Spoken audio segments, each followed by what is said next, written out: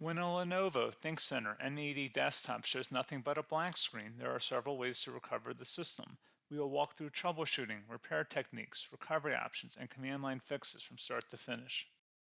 A lot of errors pertain to this problem, and we're going to go ahead and jump into what should hopefully be a pretty straightforward process, guys. And we're going to go ahead and jump right into it. First thing I'd recommend doing would be to actually go ahead and boot to the troubleshooting utility on Windows 11. So if you do a hard power off 3 times in a row, Windows should automatically attempt to launch the startup prepare utility.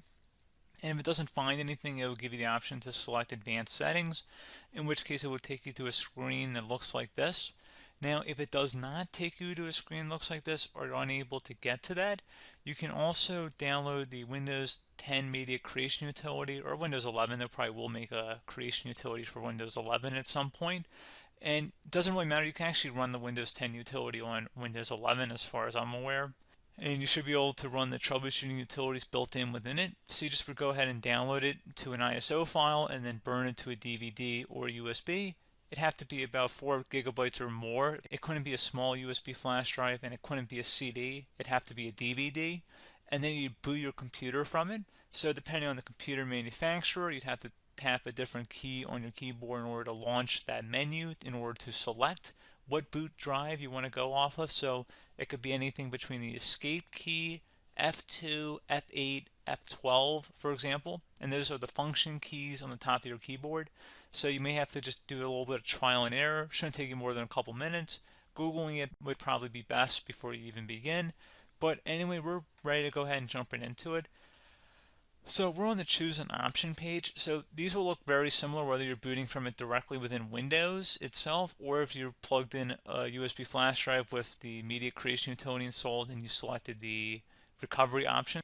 So when you are setting up your Windows 11 installation or Windows 10, depending on the drive you're using, there should be an option to repair your computer in the bottom left corner of the dialog window, one of the first screens that comes up. You go ahead and select that, and then it would take you to a troubleshooting screen like you see here. And you want to go ahead and select troubleshoot, reset your PC, or see advanced options. And then there are going to be a whole bunch of options in here that we're going to explore in today's video. The first one, we're going to actually go underneath advanced options and then select startup repair, fix problems that keep Windows from loading. So go ahead and select that first.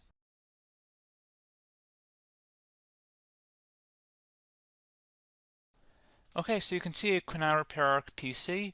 That was our first option we could try.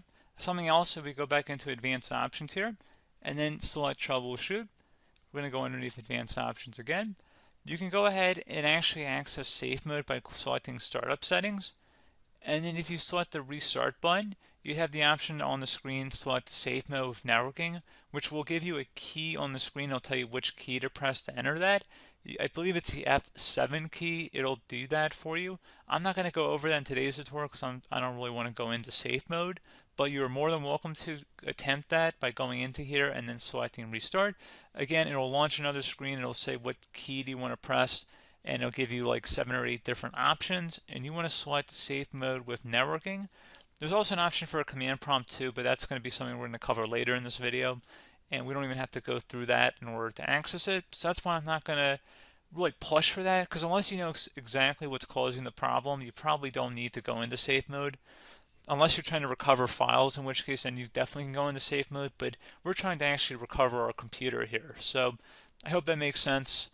Something else we can also try here as well would be to uninstall updates, remove recently installed quality or feature updates from Windows. So if you go ahead and select that, you can uninstall the latest quality updates, which generally is the more day-to-day updates. Feature updates are the less regularly released ones, like the big ones. I would equate it to service packs in like Windows 7 and Windows Vista and Windows XP. So larger updates that occur once or twice a year at most. And the quality updates are more just a regular update. So probably obviously depend, it'll take longer if you're going to try and uninstall the latest feature update versus quality update. And maybe you don't need to go back that far. So just giving you guys a couple of pointers with that.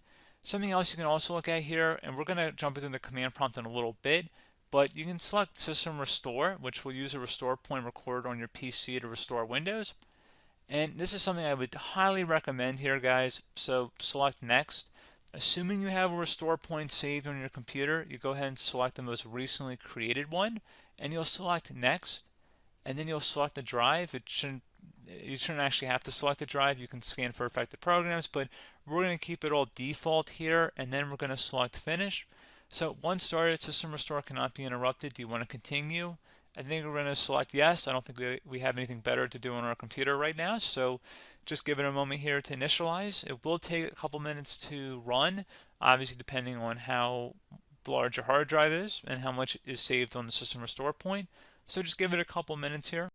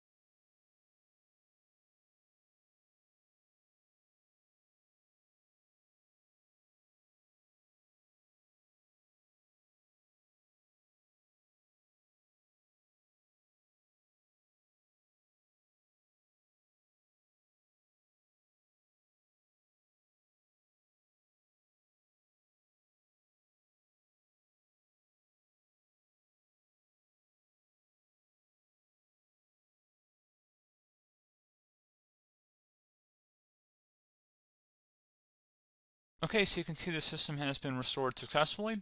We're going to go over a couple different methods in addition to that if that did not work. So I'm just going to pause the video and we're going to start back on the recovery screen that we started with. Okay, so a couple other things we can try here too. If you go back into troubleshoot, you can select reset your PC, while you choose to keep or remove your personal files and then reinstalls Windows. You can select to keep my files, which will remove apps and settings but keeps your personal files. You can also select remove everything, which will remove all of your personal files, apps, and settings. So this is more of a factory reset, the second option here. First option, it should not delete all of your personal files. However, it will pretty much clear most of your programs, and keep in mind, there's no guarantee that your information, number one, is even still available and easily recoverable on your computer to the point that you actually would be able to recover anything. And the second point is that there's always a chance that it won't actually recover and it will just do a factory reset anyway. So there's no guarantee that actually would keep your files anyway. So I would recommend trying to get a recovery tool and backing that up first before selecting it anyway. But again, those are a couple different options. And then something else you can try here if you go back to the choose an option. Another option, if you go underneath choose an option and select troubleshoot, advanced options, and now select where it says command prompt.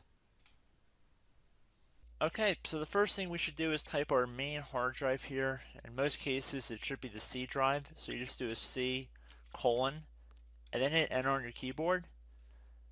So once you're underneath the C drive, we're going to type in dir and then hit enter on your keyboard. It should have program files, users, and Windows all in there. That's how you know you're in the right directory.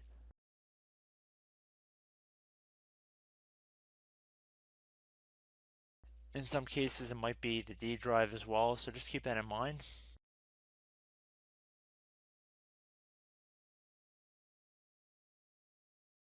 Next thing we're going to do is type in cd space / Windows / system 32 / config, and then you're going to hit enter on your keyboard.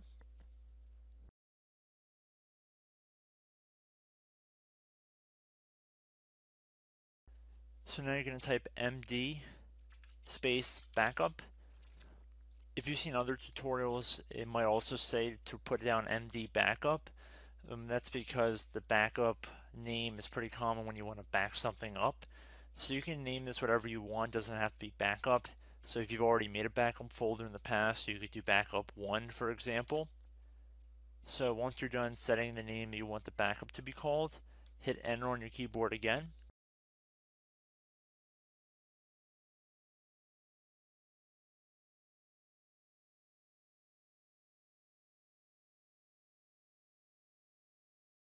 At this point, you want to type copy, C-O-P-Y, space.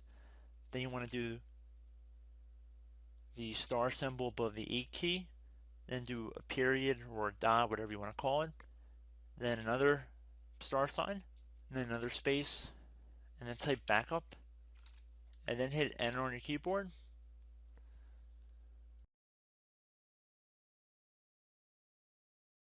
Now you want to type CD reg back, R-E-G-B-A-C-K,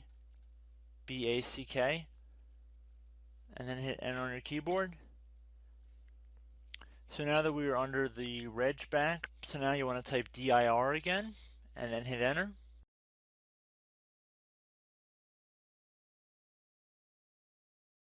So now at this point we're going to type copy again. So copy, space, star sign, dot, another star sign, space, and then 2 dots. So we're going to type copy, space, star sign, dot, sign, star sign, dot, dot, and then hit enter on your keyboard again. So for overwrite, you want to overwrite all. So type A on your keyboard, so capital A, and then hit enter on your keyboard.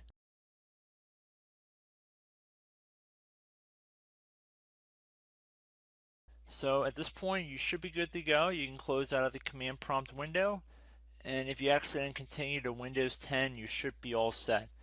So I hope one of these 3 or 4 different methods we went through in this tutorial helped you guys out.